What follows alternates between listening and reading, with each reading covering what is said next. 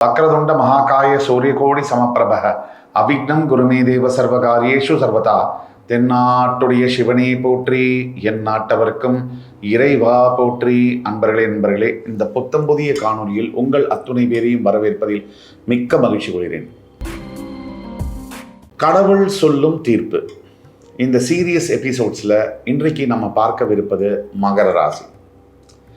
மகர ராசி ஒரு மகத்துவமான ஒரு ராசி. ராசி மண்டலங்களில் எனக்கு மிகவும் நெருக்கமான பிடித்த ராசி மகர ராசி. ஆனால் என்னுடைய ராசி மகர ராசி இல்லை. மகரம் இப்போ ஒவ்வொருத்தருடைய வாழ்க்கையிலும் எல்லா கஷ்டங்கள், நஷ்டங்கள், இன்பங்கள், துன்பங்கள் மாறி மாறி வருது. ஆனால் நம்ம உன்னிப்பாக கவனிச்சோம்னா இதெல்லாம் சுழன்று கடைசியாக ஒரு தீர்ப்பு என்பது ஒன்று வரும். கால சூழ்நிலைகள் மாற மாற நம்ம வாழ்க்கையிலும் நிறைய விஷயங்கள் மாறி கடைசியாக தீர்ப்பு, அதை வச்சு தான் நம்ம நல்லதா கெட்டதா நடந்ததெல்லாம் அப்படின்னு முடிவு பண்ண முடியும். இப்போ ஏத்தமும் இறக்கமும், திடீர்னு பணம் நிறைய வருது, நமக்கு திடீர்னு கடன் தொல்லை, பண கஷ்டம், பற்றாக்குறை, இதையும் நம்ம பார்க்குறோம் இதே வாழ்க்கையில். திடீர்னு பார்த்தீங்கன்னா நம்ம லவ் பண்ணுற பொண்ணெல்லாம் நம்மளையும் லவ் பண்ணுது. திடீர்னு பார்த்தீங்கன்னா நம்ம என்ன சொன்னாலும் ஒரு பொண்ணு கூட நம்மளை லவ் பண்ணாது. திடீர்னு பார்த்தீங்கன்னா பொண்டாட்டி சொன்ன பேச்செல்லாம் கேட்பா. திடீர்னு பார்த்தீங்கன்னா எந்த ஒரு பேச்சு நம்ம சொன்னாலும் எதிர்த்து பேசுவாள். இப்படி வேலை பார்க்குற இடத்துல நல்லா இருக்கு, வீட்டில் சூழ்நிலை நல்லா இருக்கு. ஆனால் பார்த்தீங்கன்னா திடீர்னு பார்த்தீங்கன்னா எல்லாம் மாறுது. பார்க்குறவங்க, வரவங்க, போகிறவங்களாம் நம்மளை கண்ணாப்பிதான் பேசுகிறாங்க. அவமானம், அசிங்கம், பண கஷ்டங்கள், கடன் தொல்லை, மன விரக்தி, இது நடுவில் வியாதிகள் வேற. இப்படியும் வாழ்க்கை மாறுது.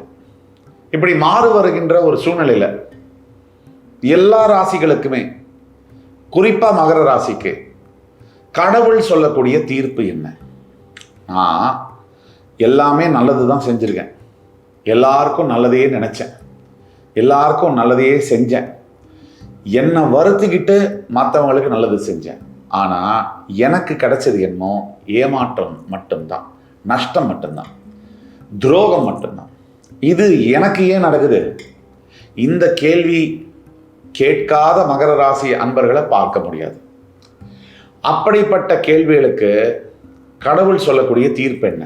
இந்த எபிசோடில் எனக்கு ஏன் இந்த கஷ்டம் வருது, என்ன செய்தால் எனக்கு நல்லது நடக்கும், எனக்கு ஏன் இந்த கஷ்டம் வருது, என்னுடைய வாழ்க்கை பாதை எதை நோக்கி பயணிக்கிறது, என்ன செஞ்சா எனக்கு நல்லது நடக்கும், இந்த கேள்விகள் தான் லட்சக்கணக்கான மகர ராசி அன்பர்களுடைய மனசுல இருக்கக்கூடிய கேள்விகள்.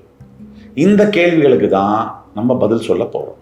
நான் என்ன செஞ்சா எனக்கு நல்லது நடக்கும் ஒரு பகுதி, கடவுள் எனக்கு என்ன செய்வார், என்ன செய்ய போறார், அதே மாதிரி கன்க்ளூஷன் என்ன, எதை செய்யணும், எந்தெந்த காரியங்களை நான் தவிர்க்கணும், இதெல்லாம் பற்றி விரிவாக பேச. இப்போ மகர ராசி அன்பர்களுடைய குணாதிசயத்தை பற்றி பேசணும்னா, வைராக்கியம் கொண்ட ஒரு மனிதர்கள். இவங்களுக்கு எதை செய்தாலுமே அதை துல்லியமாக செய்யணும் அப்படிங்கிற ஆர்வம் இருக்கும். அது மட்டும் இல்லாமல் மகர ராசிக்கு ரொம்ப ஸ்பெஷலாக சிறப்பான சில குணாதிசயங்கள் உண்டு. எவ்வளவு பாதிப்பு ஏற்பட்ட வாழ்க்கை தொடக்கம், வாழ்க்கை ஆரம்பிக்கும் போது ஒன்றுமே கையில் 10 பைசா இல்லாமல் ஆரம்பித்த வாழ்க்கை, தன்னுடைய சொந்த முயற்சியால், யாருடைய உதவியும் இல்லாமல் ஒரு பெரிய சாம்ராஜ்யத்தை ஏற்படுத்தக்கூடிய வல்லமை, அதோடைய ஸ்கில், அந்த நுணுக்கங்கள், அந்த கேப்பபிலிட்டின்னு சொல்லக்கூடிய திறமை, இதெல்லாம் உள்ளது தான் மகரம். அப்படிப்பட்ட சிறப்பான மகர ராசிக்கு 7.5 சனி இந்த ஆண்டு மார்ச் 6 தான் முடிவடைஞ்சது. ஆனாலும் அழுகுரல் ஓயவில்லை, ஆனாலும் காயங்களும் அடிகளும் ஆறவில்லை. இந்த காயங்கள் தந்த ரணங்கள் இன்னும் தீரவே இல்லை. உயிர் பலி கொடுக்கறதுக்கு ரெடியாக இருக்கக்கூடிய பல மகர ராசி அன்பர்கள் கமெண்ட்ஸில் பேசுகிறாங்க.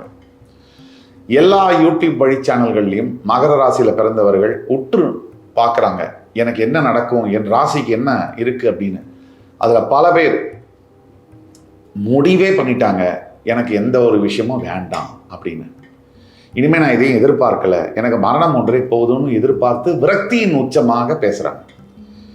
இதில் என்ன ஒரு இது அப்படின்னு பார்த்தீங்கன்னா, எல்லாருக்குமே தான் நினைக்கிறது நடக்கணும். அது நடக்கலைன்னா அவ்வளோதான். கச்சா முச்சான மைண்டில் வந்து தேவையில்லாத குப்பைகள் வந்து சேர்ந்துடும். தான் என்னென்ன ஆசைப்பட்டாலும் அது கிடைக்கணும், தான் எதை எதை பேசினாலும் அது நடக்கணும். இவங்க ஆசைப்பட்டது நடக்கலை, மகர ராசியான நீங்கள் ஆசைப்பட்டது நடக்கலைன்னா சில பேர் மகர ராசியில் இருக்கக்கூடியவர்கள் ஜோதிடர்கள் போய் சாமி இல்லை இதெல்லாம் போய் இப்படின்னு பேசக்கூடிய நிலைமைக்கு மாறிடுது. Either it's my way or highway, இதுதான் உங்களுடைய பாலிசியாக இருக்கு. நம்ம நினைச்சதெல்லாம் நடந்துட்டுச்சுன்னு வச்சுங்க, நாம தான் சாமி. நம்ம நினைக்கிறதெல்லாம் நடக்குமானா நடக்காது. இப்போ எனக்கு ஏன் இந்த கஷ்டங்கள், மகரத்துக்கு ஏன் இந்த கஷ்டங்கள்? மகரத்துக்கு மட்டுமல்ல, நீங்கள் யார் இருந்தாலும் சரி, 7.5 சனி காலகட்டங்களில் ஒவ்வொரு ராசிக்காரர்களும் தனுசை கேட்டு பாருங்கள், விருச்சிகத்தை கேட்டு பாருங்கள், இப்போ சிம்மத்தை கேட்டு பாருங்கள். இவங்க கோத்ரூ பண்ணக்கூடிய அவஸ்தை என்பது வாயால் சொல்ல முடியாது. அதனால் உங்களுக்கு மட்டும் கஷ்டம் அப்படிங்கிறத நிறுத்துங்க. இந்த பூமியில் எல்லாருக்கும் தான் கஷ்டம் வருது. அதில் 7.5 சனி வரும்போது 30 ஆண்டுக்கு ஒரு தடவை கஷ்டம் வரதான் செய்யுது. நம்ம கஷ்டத்தை பார்த்து வெறுப்படைகிறதும் கோவப்படுறதும் இல்லை எந்த வேலையும் செய்யாமல் ஒரு இடத்துல உட்காந்துக்கிறதும் இதெல்லாம் கஷ்டங்களை மாற்றாது. இந்த 7.5 சனி காலகட்டங்களில் ஜனங்க நம்மகிட்ட ஜாதகம் பார்க்க வரவும் கூட அவங்களுடைய எதிர்பார்ப்பு என்பது பாசிபிளே இல்லை, சாட்டிஸ்ஃபை பண்ணவே முடியாது. ஆல்ரெடி மனசில் ஒன்று நினச்சிட்டு நம்மகிட்ட வராங்க, இது நடக்குமா, இது இப்படி ஆகுமா, அப்படி இருக்குமா, இது இல்லைன்னு சொன்னோன்னே விரக்தி ஆயிடுறாங்க. சரி சார் அவ்வளோதான், நீங்கள் விட்டுருங்க. இது புரியவே இல்லை. பொறுமையும் நிதானமும் மட்டும்தான் எல்லா பிரச்சனையும் தாண்டி ஜெயிக்க முடியும். அவசரமோ கோபமோ தோல்வியை தான் தரும். இதில் வந்து மாற்றுக்கிறதே இருக்க முடியாது. மகர ராசியில் பிறந்தவங்களுக்கு ஏன் இந்த கஷ்டம் அப்படின்னா, 7.5 சனியுடைய தாக்கத்தினால தான் பெருவாரியான கஷ்டங்கள் 90%. அதை தவிர மகர ராசிக்கு வந்து சந்திரன் வந்து மகரத்தில் இருக்கும்போது மகர ராசின்னு சொல்கிறோம். மகர ராசி அந்த இடத்துல வந்து செவ்வாய் உச்சம் பெறக்கூடிய வீடு. 12ஆம் அதிபதியும் 3ஆம் அதிபதியுமான குரு பகவான் நீச்சம் பெறக்கூடிய வீடு. எனக்கு ஏன் இந்த கஷ்டங்கள்? 3 பாயிண்ட். முதல் பாயிண்ட்டு, 7.5 சனியுடைய தாக்கம் இருக்கும்போது தான் இவ்வளவு கஷ்டங்கள் எல்லா ராசிக்காரர்களுக்கும் எல்லா மனிதர்களுக்கும் வருது. 2வது, சுய ஜாதகத்தில் உங்களுடைய தசாபுக்தி லக்னம் அப்பாற்பட்டு தசாபுக்திகள் சரியா இல்லைனாலும் கஷ்டங்கள் நிறைய வரும். 3வது, உங்களுடைய நடவடிக்கைகள். சனியுடைய ராசி நீங்கள் அப்படிங்கிறதுனால உங்களுடைய ஒழுக்கம், டிசிப்ளின், நீங்கள் வந்து சில தேவையில்லாத வேலைகளை செய்யும் போதும் நீங்களே வந்து பத்திரிகை வச்சு கர்மாவை வந்து இன்வைட் பண்ணுற மாதிரி ஆகிடும், வரவேற்கிற மாதிரி. இந்த 3 தான் காரணம் எனக்கு ஏன் இந்த கஷ்டங்கள். வாழ்க்கை பாதை எனக்கு எதை நோக்கி பயணிக்கிறது? என்னுடைய மகர ராசி அன்பர்களுக்கு வாழ்க்கை பாதை எதை நோக்கி பயணிக்கிறது? சூப்பரான ஒரு ரொம்ப அருமையான நல்ல நேரத்தை, வெற்றியை நோக்கி பயணிக்கிறது. முதல் காரணம், குருவுடைய பார்வை உங்களுக்கு கிடைச்சிருக்கு. 2வது காரணம், 7.5 சனி உங்களுக்கு போய் 3ஆம் இடத்துல ராசிநாதன் உட்கார்ந்தது மிகப்பெரிய யோகம். அதை தவிர மகர ராசி அன்பர்களுக்கு இப்போ 3வது பாயிண்ட் என்ன, வாழ்க்கை பாதை எதை நோக்கி பயணிக்கிறது அப்படின்னா, உங்களுடைய சுய ஜாதகம் மட்டும் ஓரளவுக்கு சுய ஜாதகத்தில் லக்னாதிபதி தசாபுக்தி நல்லா இருந்ததுன்னா உங்களை வெல்ல ஒருத்தர் பிறந்து தான் வரணும். அப்படிப்பட்ட காலகட்டங்களில் நீங்கள் இருக்கீங்க. கோச்சாரம் முழுமையாக உங்களுக்கு சப்போர்ட் பண்ணுது. உங்களுடைய குரு பார்வை, உங்களுடைய ராசியாதிபதியுடைய 100% ஆதரவு என்பது உங்களுக்கு இருக்குது. இப்போ எதை நோக்கி பயணிக்கிறேன்னா, இதுவரைக்கும் உங்களுடைய வாழ்க்கையில் நடந்த அசிங்கம், அவமானம், தோல்விகள் இதையெல்லாம் தாண்டி ஒரு வெற்றி பாதையை நோக்கி தான் வாழ்க்கை போகிறது. உடனே கமெண்ட்ஸில் எழுதுவாங்க, அதெல்லாம் ஒன்றும் இல்லை, இவர் பொய் சொல்கிறாரு, இவர் டூப்ளிகேட்டு, இப்படிலாம் பேசுவாங்க. நமக்கு அதெல்லாம் கவலையே இல்லை. ஏன்னா நமக்கு வந்து யாரும் நம்மளை பாராட்டணும்னு எதிர்பார்த்து பேசலை, யாரும் நம்மளை வந்து டிப்ரிஷியேட் பண்ணி அவமானப்படுத்தணும்னு எதிர்பார்த்தும் பேசலை. என்ன வேணால் பேசிக்கிட்டோம். நல்லதை உண்மையை உறக்க சொல்வோம்.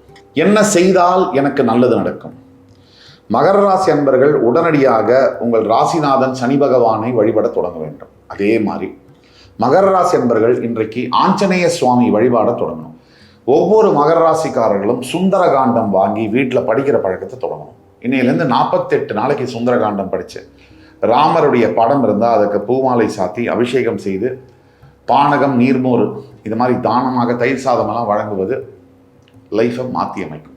அதே மாதிரி 2வது தான தர்மங்களை செய்ய வேண்டும். சனீஸ்வரனுக்கு அதான் பிடிக்கும். நிறைய தர்மம் செய்யணும். அதே மாதிரி சுய ஒழுக்கத்தில் முதல்ல அடுத்தவங்களை கோபமாக பேசுறது, துச்சமாக பேசுகிற பழக்கத்தை விட்டுறணும். 2வது அவசரமாக எந்த முடிவு எடுக்கிறதையும் விடணும். 3வது பிடிவாத குணத்தை விடணும். இந்த 3த்தையும் விடணும். இது ஒரு பரிகாரமே, மிகப்பெரிய எஃபெக்டிவான ஒரு பரிகாரம். உங்களையே நீங்கள் ஒரு பைசா செலவில்லாமல் மாற்றிக்கக்கூடிய பரிகாரம். அதே மாதிரி 3வது, அதாவது உங்களுடைய குலதெய்வ வழிபாடு மட்டும் இல்லாமல் தூரத்தில் இருக்கக்கூடிய ஒரு முருகன் ஆலயத்துக்கு நீங்கள் போய் வழிபட்டு வந்தால், செவ்வாய் உச்சம் பெறுகின்ற காரணத்தினால் தூரத்தில் இருக்கக்கூடிய முருகன் ஆலயம், சிறுவாவை முருகன், அந்த மாதிரி ஏதாவது தூரமாக மலை மேலே இருக்கக்கூடிய முருகன் ஸ்தலத்திற்கு போய் வந்தால் உங்களுக்கு வாழ்க்கையில் பெரிய மாற்றங்கள் நடக்கும், நல்லது நடக்கும். கடவுள் என்ன சொல்கிறார் மகர ராசிக்கு? கடவுள் என்ன சொல்கிறார் தீர்ப்பு அப்படின்னா, இவ்வளவு ஆண்டுகள் நீங்கள் பட்ட வாயில் சொல்ல முடியாத, விவரிக்க முடியாத தொல்லைகள், துன்பங்கள், அது பெரிய பாதிப்புகள். சிலவற்றை நீங்கள் இழந்ததை திருப்பி பெற முடியாத அளவிற்கு மனைவியை, கணவனை இழந்து, குழந்தைகளை இழந்து, அந்த பாசம் பந்தத்தை மனசில் ஒருத்தர் மேலே வச்சுட்டு திருப்பி அதை எடுக்க முடியாமல் அவஸ்தைப்பட்டு டெய்லி விஷம் மாதிரி வாழ்ந்து கொண்டிருக்கக்கூடிய மகர ராசி அன்பர்களுக்கு, நல்ல பதவியில் இருந்த வேலை போய் அவமானப்பட்டு, நண்டு சுண்டெல்லாம் நம்மளை கேவலமாக பேசுகிற அளவுக்கு அவமானப்பட்டு தவித்து கொண்டிருக்கக்கூடிய மகர ராசி அன்பர்களுக்கு கடவுள் சொல்லக்கூடிய தீர்ப்பு, நீ பொறுமையாக இருந்திருக்க இதுவரைக்கும், இனிமே நீ ஜெயிக்க போகிற, அமைதியை கடைபிடி, நிதானத்தை விட்டுறாத, ஒரு ஹோப்லெஸ்ஸாக நம்பிக்கை இல்லாமல் இருக்காத.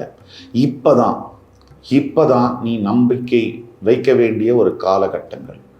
இந்த காலகட்டத்தை விட்டுறாம இன்னும் சரியாக 3லேருந்து 6 மாதம் பொறுமையாக இருந்தேன்னாக்க உங்களுடைய பிறப்பு ஜாதகத்தில் ஓரளவுக்கு லக்னாதிபதி தசாபுக்தி நல்லா நடந்ததுனாக்க நினைத்து பார்க்க முடியாத அளவிற்கு பெரிய வெற்றிகள் காத்திருக்கு.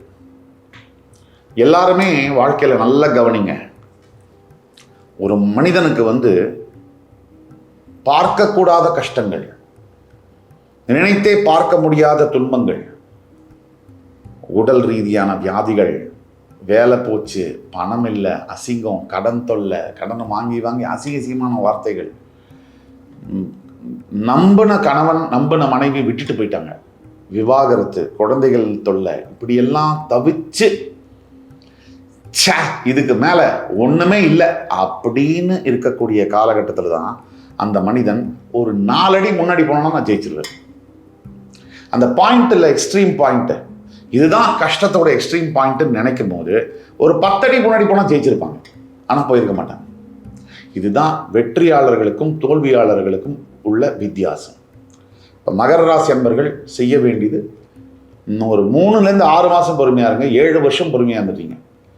இந்த காலங்கள் உங்களுடைய வாழ்க்கையில் என்ன சொல்லுதுன்னு நீங்கள் பாருங்கள். கொஞ்சம் கூட நம்பிக்கை இல்லாத நபர்கள் தயவு கூர்ந்து என்னோட வீடியோவை பார்க்காதீங்க. உங்களால் எனக்கு எந்த ஒரு பிரயோஜனமும் இல்லை, யாருக்குமே எந்த ஒரு பிரயோஜனமும் இல்லை. நம்பிக்கை உள்ளவர்கள் மட்டும் பாருங்க, கமெண்ட் பண்ணுங்க.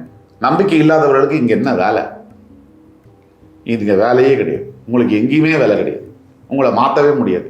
நெகட்டிவாக திங்க் பண்ணுறவங்க தன்னுடைய நெகட்டிவிட்டியை பரப்பிட்டு தான் இருப்பாங்க. கமெண்ட்ஸில், அங்கே இங்கே, ஃபோனில் பேசுகிறதுல, எல்லாத்துலையும்.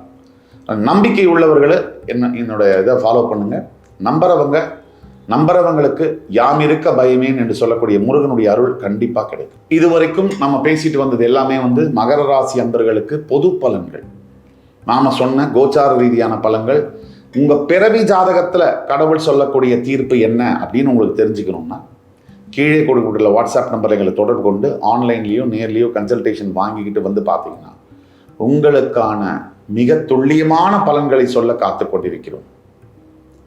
அதனால் தவறாமல் இந்த வீடியோவை உங்கள் ஃபேமிலியில், ஃப்ரெண்ட்ஸில், ரிலேட்டிவ்ஸில் இருக்கக்கூடிய மகர ராசி அன்பர்களுக்கு ஃபார்வர்ட் பண்ணுங்கள், சப்ஸ்கிரைப் பண்ணுங்கள். அதே மாதிரி மறுபடி என் உயிரினும் மேலான மகர ராசி அன்பர்களை சந்திக்கும் வரை உங்களிடமிருந்து விடைபெறுவது உங்கள் சுபாஷ் பாலகிருஷ்ணன். நன்றி, வணக்கம், வாழ்க வளமுடன்.